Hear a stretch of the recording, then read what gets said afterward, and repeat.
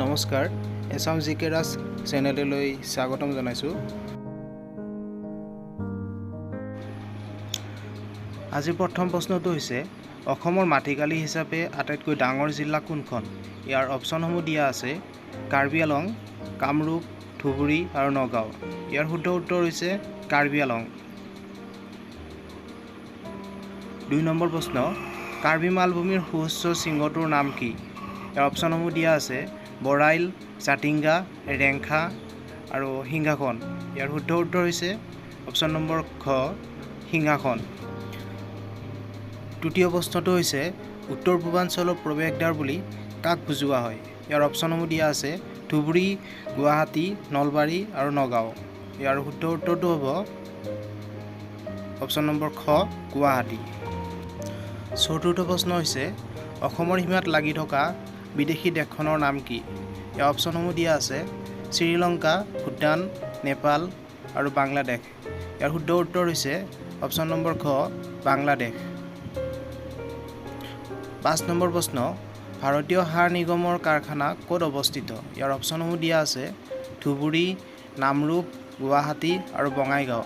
ইয়াৰ শুদ্ধ উত্তৰটো হ'ব অপচন নম্বৰ খ নামৰূপ। ৬ নম্বৰ প্ৰশ্ন হৈছে বৰাক উপত্যকাৰ সৰ্ববৃহৎ নগৰ কোনখন?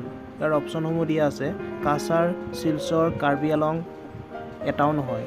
ইয়াৰ শুদ্ধ উত্তৰটো হৈছে শিলচৰ। ৭ নম্বৰ প্ৰশ্ন অসমত কেতিয়া প্ৰথম খাৰুৱা তেলৰ সন্ধান পোৱা গৈছিল? ইয়াৰ অপচনসমূহ দিয়া আছে ১৮৮৬, ১৮৯০, ১৭৮৫ আৰু ১৯০১। ইয়াৰ শুদ্ধ উত্তৰ হৈছে ১৮৮৬। ৮ নম্বৰ প্ৰশ্ন ব্ৰহ্মপুত্ৰ উপত্যকাত কেতিয়া ৰেল সেৱা আৰম্ভ হৈছিল? ইয়াৰ অপচনসমূহ দিয়া আছে ১৮৮৪, ১৯০১, ১৯২০ আৰু ১৯১৯। ইয়াৰ শুদ্ধ উত্তৰটো হৈছে অপচন নম্বৰ ক ১৮৮৪।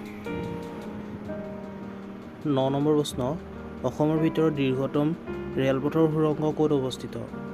অপচনসমূহ দিয়া আছে মালিগাঁও, মাইবং, মাহৰ আৰু হাফলং। ইয়াৰ শুদ্ধ উত্তৰটো হৈছে অপচন নম্বৰ গ মাহৰ। আজি শেষৰটো প্ৰশ্ন হৈছে অসমৰ সকলোতকৈ সৰু জিলা কোনখন? ইয়াৰ অপচনসমূহ দিয়া আছে ধুবুৰী, হাইলাকান্দি, বৰপেটা আৰু কাছাৰ। ইয়াৰ শুদ্ধ উত্তৰটো হৈছে অপচন নম্বৰ খ হাইলাকান্দি। যদি ভিডিঅ'টো চাই ভাল লাগিল তেনেহ'লে এটা লাইক কৰি দিব। লগতে আগলৈ নতুন নতুন ভিডিঅ'সমূহ পাই থাকিবলৈ আমাৰ চেনেলটো ছাবস্ক্ৰাইব কৰি ৰাখিব। ধন্যবাদ।